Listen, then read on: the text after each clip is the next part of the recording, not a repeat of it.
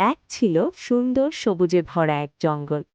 সূর্য উঠেছে, পাখিরা গাইছে, ফুলগুলো রঙিন হয়ে ফুটে আছে। এমনই এক সুন্দর সকালে ছোট্ট খরগোশ টিপু ঘুম থেকে উঠল।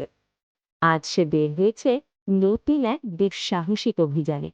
টুকু লাফাতে লাফাতে জঙ্গলের ভেতর এগোচ্ছিল, কৌতূহলী চোখে চারপাশ দেখছিল।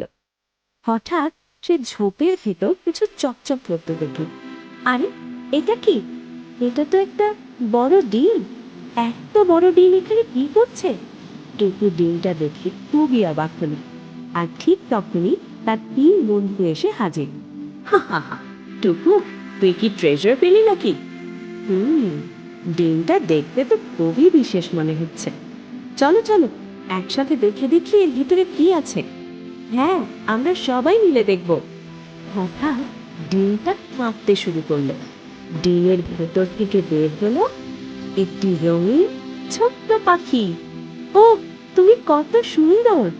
আমি জানতাম ডিমের ভেতরে দারুণ কিছুই ছিল। বন্ধুরা সবাই মিলে আনন্দে নাচতে লাগলো। হাসি খুশি আর ভালোবাসায় ভরে উঠল পুরো জঙ্গল।